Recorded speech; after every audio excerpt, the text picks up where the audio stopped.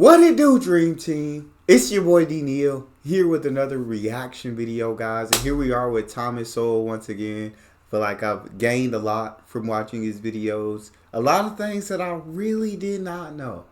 But here we are with facts about slavery never mentioned in school.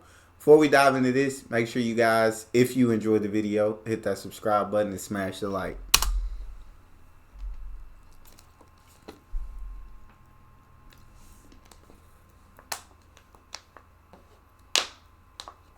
Black rednecks and white liberals. The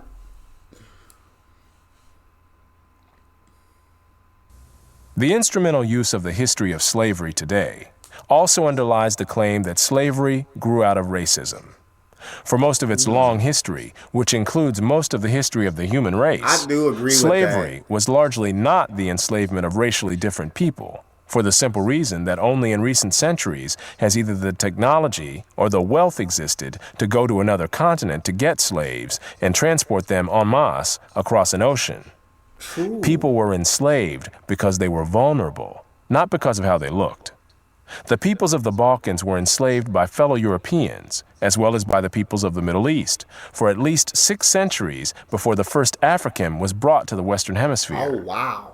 Before the modern era, by and large, Europeans enslaved other Europeans, Asians enslaved other Asians, Africans enslaved other Africans, and the indigenous peoples of the Western Hemisphere enslaved other indigenous peoples of the Western Hemisphere. I didn't even think about this, but when you actually do take the time to sit and think about it, that's facts.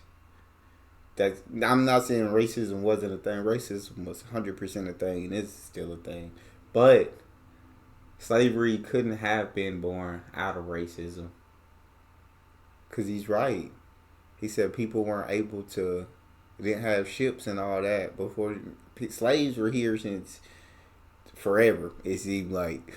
Right, you had the ships to go get slaves from other places, so you just enslaved people from your own region. People, what did he say? People who were vulnerable.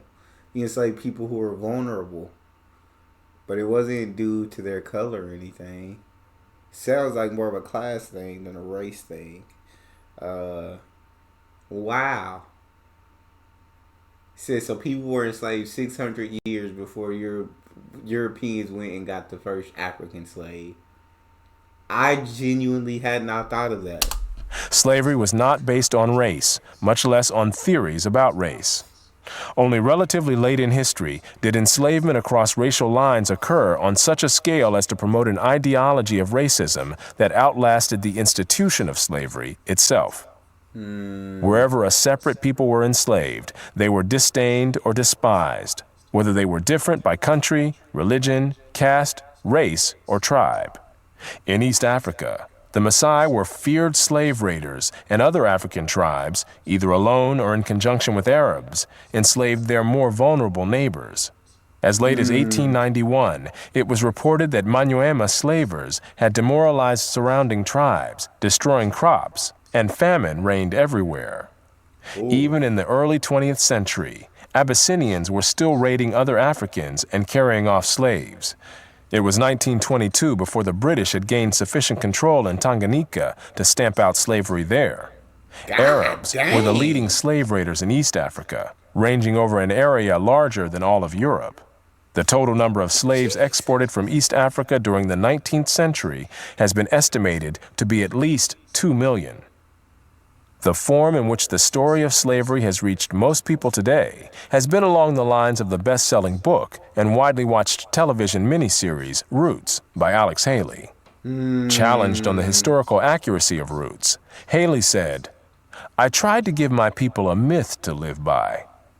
This instrumental use of history, or purported history, is open to the same objections as other instrumental myth-making.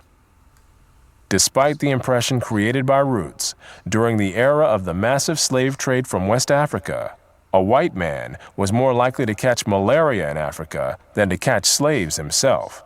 Really? The average life expectancy of a white man in the interior of sub-Saharan Africa at that time was less than 1 year.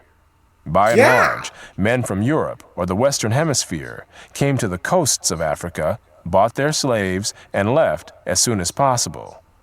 Even so, sense. the death rates among the white crews of the ships carrying slaves to the Western Hemisphere were as high as the death rates among the slaves themselves. It was only much later, after quinine and other medical measures enabled Europeans to survive where there were tropical diseases, was it possible for them to invade Africa in force and establish empires there. But by that, That's crazy. So they said in the beginning they went over there to get their slaves, but they were putting their life just at just as much risk as the slaves. It sounds like in terms of death, because these diseases, these tropical diseases, they didn't have a cure for yet, and so while they wanted to go over there and buy slaves at the same time, you were like, yeah, I don't know if that's a good idea because I don't want to put my life at risk going over there to get a slave. Said the life expectancy of a white European over there was less than 1 year. Jesus. So yes, we can. Slavery wasn't born out of racism. I think later on, racism. I feel like it played a card in these slave owners. I feel like in the U.S. I can't really speak for anywhere else because I don't know about slavery anywhere else. I feel like in the U.S. Racism played a part in slavery.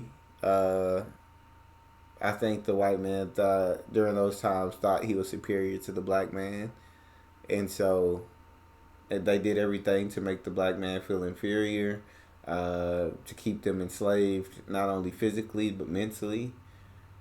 But I do agree with the fact that slavery wasn't born out of racism. Slavery was around where people were enslaving people who looked like them all the time before they could ever travel and go get slaves from Africa. Everybody was enslaving people from their own regions, and then you just had to be like of a lower class or vulnerable or whatever the case may be. I can agree with that, and I can understand that. then, the Atlantic slave trade had already been ended.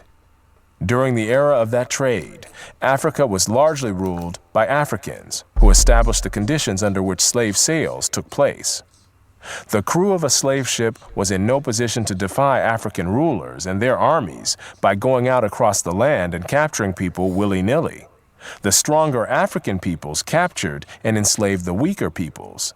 The same pattern found over the centuries in Europe, Asia, the Western Hemisphere, and Polynesia. In Nyasaland, the Ngoni and Yao swaggered over and terrorized other tribes. In Uganda, the Baganda made life miserable for their neighbors. And the Nyoro and Hima of Anko enslaved Toro women and children. The Tutsi dominated the Hutu in Rwanda. The Maasai lorded it over the Kikuyu and Kamba. And the latter, in turn, held the Indorobo in a kind of serfdom. It was precisely the fact that Europeans, except for the Portuguese, seldom participated in the raids that captured and enslaved Africans that enabled most people in Europe and the Americas to remain oblivious to the traumatic experience that this was, with some Africans committing suicide to avoid capture and wives being whipped as they tried to cling to their husbands or children. Historian David Breon Davis pointed out that Europeans had little contact with the actual process of enslavement, and that, as late as 1721, the Royal African Company asked its agents to investigate the modes of enslavement in the interior. Europeans typically saw only the end results, enslaved people being offered for sale on the coast. It was much the same story in the Ottoman Empire, where those who bought slaves had no idea what these slaves had been through before. The unique position of the Western world in the history, and especially the destruction of slavery, need not imply that there was unanimity within the West on this institution. In addition to whites who defended the enslavement of Africans on racial grounds, or who opposed general emancipation on social grounds, there were many whites, and even blacks, who defended slavery as a matter of self-interest as slave owners. Although most black owners of slaves in the United States were only nominal owners of members of their own families, there were thousands of other blacks in the antebellum South who were commercial slave owners, just like their white counterparts. An estimated 1/3 of the free persons of color in New Orleans were slave owners, and thousands of these slave owners volunteered to fight for the Confederacy during the Civil War. Yeah, I need to look into this more. I need to figure out more about this because I didn't know this. I wasn't taught this. Yeah, this was never mentioned in school 100%. So I feel like I got a lot to learn because now I want to look more into this. Hold up now. I've learned that the Africans, I mean, they definitely enslaved other African tribes who were enemies, or probably, I guess, that they were stronger than, or saw as vulnerable, or saw as weak. I guess they didn't look at them as their people. They looked at them as enemies or slaves. And so they didn't have a problem selling them. But over in the U.S., I didn't know that there were that many black slave owners. That one shocks me. Black slave owners were even more common in the Caribbean. In short, there were many defenders of slavery in the West, even in the 19th century. And outside the West, slavery was too widely accepted to require defense. Dang. No other nation ended slavery in the same way as the United States did, and few ended it after so short a struggle, as history is measured. How and why did slavery end in most of the world? There were two major processes. Over the centuries, as more and more territories around the world consolidated into nation-states with their own armies and navies, raiding those territories to capture and enslave the people who lived within them became more hazardous in itself, and also risked military retaliation against the countries from which the raiders came. Thus, more and more peoples became off-limits to slave raiders over time. Put differently, the areas which remained subject to slave raiding over the centuries were primarily those where the people lived in smaller or weaker societies. Such societies continued to exist where it was difficult, for geographic or other reasons, to consolidate large areas under one government. This was true of the Balkans, the backwaters of Asia, and much of sub-Saharan Africa. By the early modern era, sub-Saharan Africa, with its numerous and severe geographic handicaps, was one of the last remaining areas from which vast numbers of people could be enslaved. Yeah, I'm learning some freaking crazy stuff. I'm learning some wild things that I just did not know. And these were facts that I did not know.